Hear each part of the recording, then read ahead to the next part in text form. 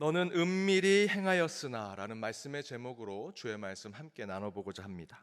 오늘 본문은 다윗이 밧세바를 범하고 하나님의 분노가 그 다윗에게 이르러 그 죄의 대가를 치르게 된다라고 하는 예언의 말씀이 나오는 본문입니다.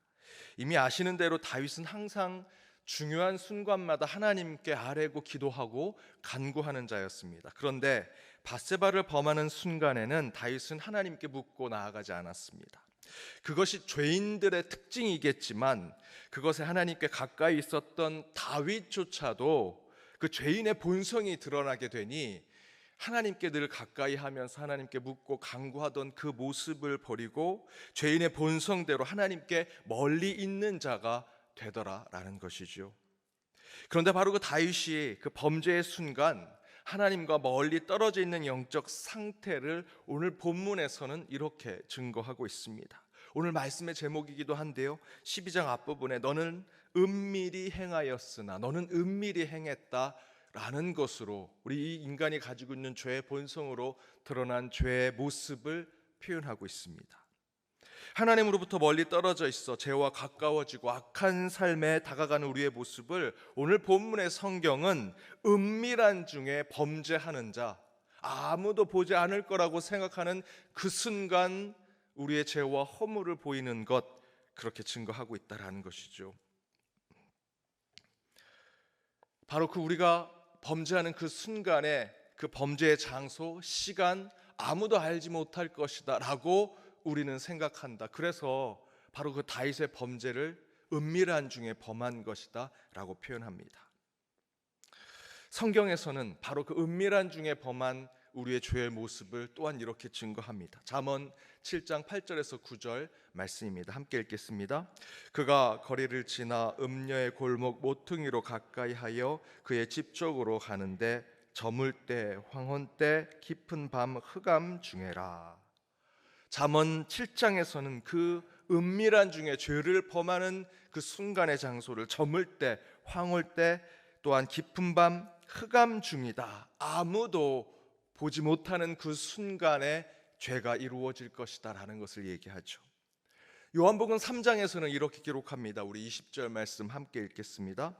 악을 행하는 자마다 빛을 미워하여 빛으로 오지 아니하나니 이는 그 행위가 드러날까 함이요.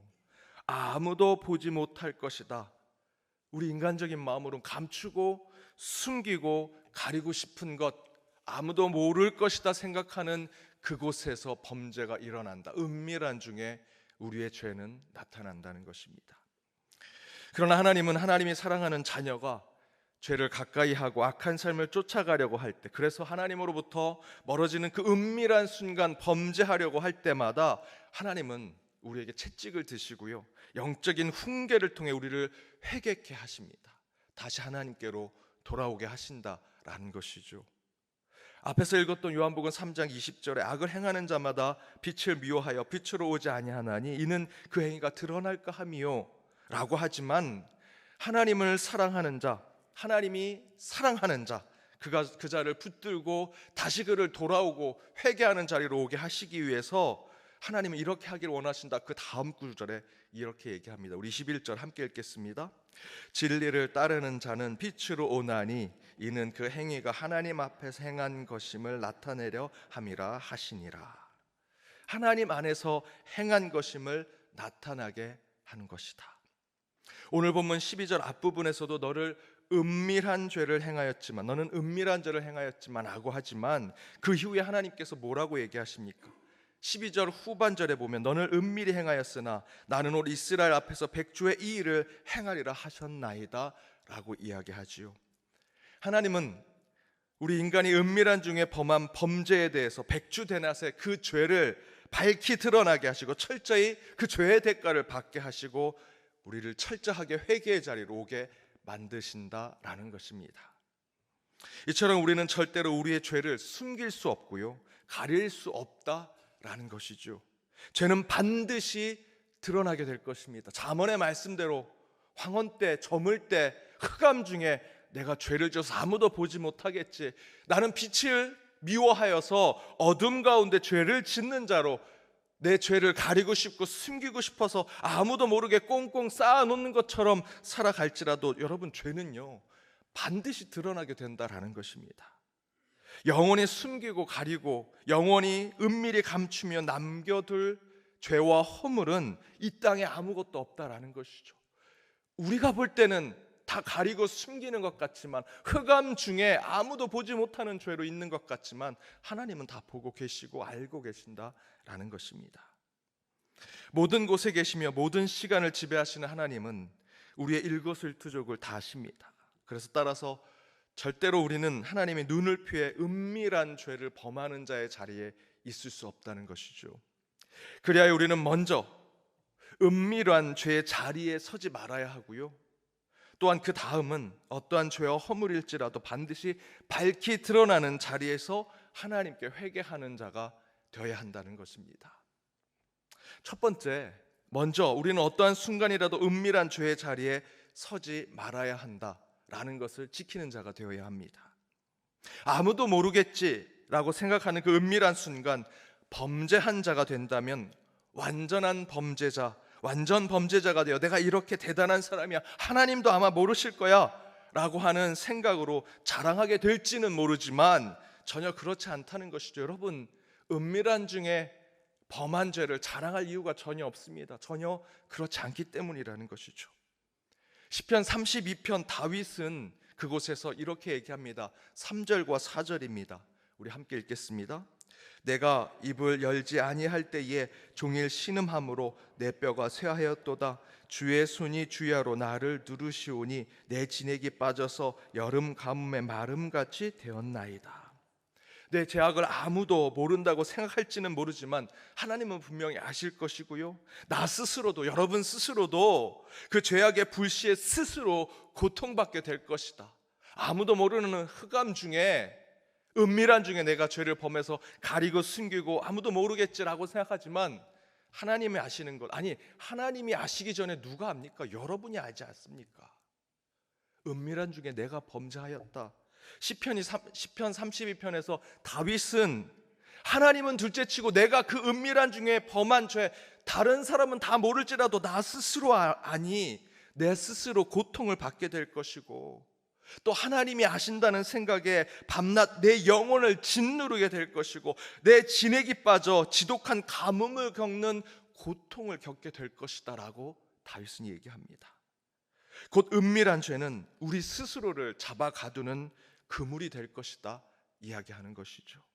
따라서 우리는 우리 스스로 죄의 자리에 벗어나는 자가 되도록 노력해야 합니다.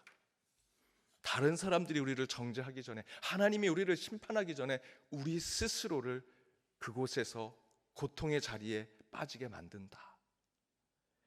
이를 위해 우리는 늘 우리의 삶의 자리를 열어놔야 합니다. 오픈해야 하고요, 투명하게 하나님과 내 옆에 있는 이웃들에게 내 삶의 모습을 보여주고자 노력해야 합니다. 절대로 저와 여러분은 성인 군자가 될 수 없습니다. 우리는 악을 지을 수밖에 없는 자입니다. 천성이 부패한 자라는 것이죠. 따라서 우리는 철저히 은밀한 시공간, 은밀한 자리, 은밀한 만남은 갖지 말아야 합니다.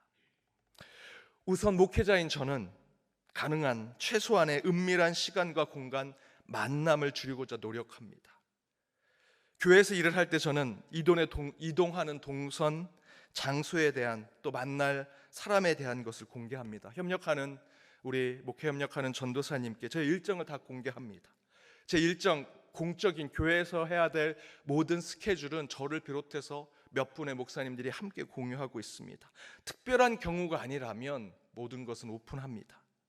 또한 저는 이성의 성도님들을 제 사무실에서 만날 때마다 사무실의 문을 항상 조금 열어놓습니다.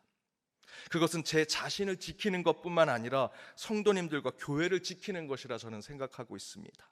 그것을 원하지 않은 이성 성도님들이 계실지는 모르겠지만 그것을 원하지 않으신다라고 얘기하면, 그리고 굳이 그 원칙을 지키길 원하지 않으신다면 저는 그 성도님을 만날 이유가 없습니다. 하나님께서 저를 이 자리에 세운 것은 제 자신에 대한 부분만이 아니라고 저는 생각합니다. 교회와 하나님 나라를 지키기 위해서.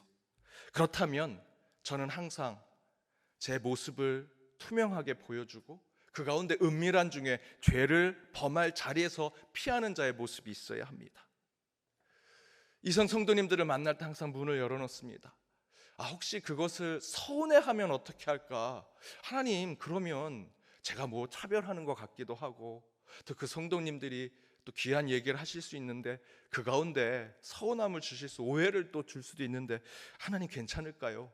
라고 기도했더니 하나님께서 제게 이런 마음을 주셨습니다. 너 말고도 상담할 사람 많아. 걱정하지 마. 관계의 투명성은 하나님이 아니라 저와 여러분이 지켜야 합니다. 그리고 하나님께서 그것을 보호해 주시는 것이죠. 먼저 그 책임에 대한, 그 의무에 대해서, 그 윤리에 대해서는 먼저 저와 여러분이 지켜야 되는 것입니다. 우리 많은 한국교회 성도들이 존경하는 이찬수 목사님이 운전할 때 절대로 이성 성도님을 태우지 않는다고 합니다. 어쩔 수 없이 태워야 한다면 앞자리에 태우지 않고 항상 뒷자리에 태우시거나, 마음으로는, 그 목사님의 마음으로는 트렁크에 태우고 싶은데 너무 오해하실까봐, 시험 받으실까봐 트렁크까지는 아니고 뒷자리에 태운다고 합니다. 저는 그 정도까지의 마음은 잊지 못해서, 하지만 분명한 것은 그렇게 천성이 부패한 존재인 저와 여러분은 제3자까지도 함께 생각을 해서 우리가 은밀한 죄의 자리를 만들지 않으려고 하는 것이 우리 크리스찬의 모습이 되어야 한다는 것이죠. 그것은 목사인 저만 주의하고 조심해야 될 부분이 아닙니다. 여러분도 교회에서뿐만 아니라 어떤 자리에서든 은밀한 자리를 만들지 말아야 하고요, 하나님이 없다라고 생각할 그 자리에는 서지 말아야 합니다. 다윗과 똑같이 성적인 문제에 대해서 반드시 이것을 지켜주셔야 됩니다. 은밀한 곳에 가지 아니하고 은밀한 시간, 은밀한 만남, 은밀한 사람을 만나지 마셔야 합니다. 금전적인 부분에서도 반드시 지키셔야 합니다.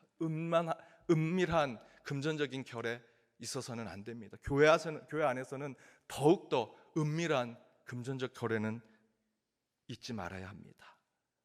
더불어 교회 안에서 또 여러분의 사람 한 사람에 대해서 은밀한 중에 험담을 하거나 뒷담화를 하는 그러한 모습이 여러분 가운데 있어서는 안 됩니다. 어떠한 것이든 은밀한 가운데 누구에게도 오픈하고 개방하지 못할 것들을 하지 않는 것이 우리 신앙인의 모습이 되어야 한다는 것입니다. 두 번째, 더불어 우리는 어떠한 죄와 허물일지라도 반드시 밝히 드러나는 자리에서 하나님께 회개해야 합니다. 요한일서 1장 8절에서 9절에 이렇게 증거합니다. 우리 함께 읽어보겠습니다. 만일 우리가 죄가 없다고 말하면 스스로 속이고 또 진리가 우리 속에 있지 아니할 것이요, 만일 우리가 우리 죄를 자백하면 그는 미쁘시고 의로우사 우리 죄를 사하시며 우리를 모든 불의에서 깨끗하게 하실 것이요. 이처럼 우리가 스스로 죄 없다 말하는 것 그 자체가 스스로 속이는 것이 될 것입니다. 따라서 우리는 어떠한 상황이든 죄인처럼 살았던 우리의 죄와 허물을 회개하는 자가 되어야 합니다. 죄는 은밀한 중에 지었을지라도 우리는 그 죄와 허물을 하나님 없는 곳에서 행할 수 없음을 깨닫고 철저히 회개할 때는 하나님 앞에서 내 죄를 고하고 그 가운데 하나님의 용서하심을 받는 자가 되어야 한다는 것이죠. 여러분의 죄가 은밀한 중에 범하였을지라도 그 죄를 밝히 드러난 백주대낮에 세상 곳곳의 사람들에게 보여주고자 했던 하나님의 뜻을 생각하시면서 먼저는 죄의 자리에 서지 마셔야 하고요, 회개해야 한다면 철저하게 하나님 앞에, 교회 앞에, 성도들 앞에서 회개하는 자의 모습을 갖추셔야 합니다. 사랑 여러분, 죄가 밝히 드러나는 것이 두렵고 무서운 것이 아닙니다. 내 죄가 들통나면 어떡하지? 여러분, 그것이 무서운 것이 아니지요. 죄가 은밀한 중에 행해지고 절대 드러나지 않을 것이라고 확신하며 살아가는, 사단과 같은 마음으로 살아가는 것이 더 두렵고 무서운 일입니다. 절대로 은밀한 중에 범한 죄가 영원하게 남아 있을 수 있는 것은 없습니다. 따라서 여러분, 철저하게 회개하십시오. 어떠한 자리라도 은밀한 자리와 은밀한 시간에 서지 마십시오.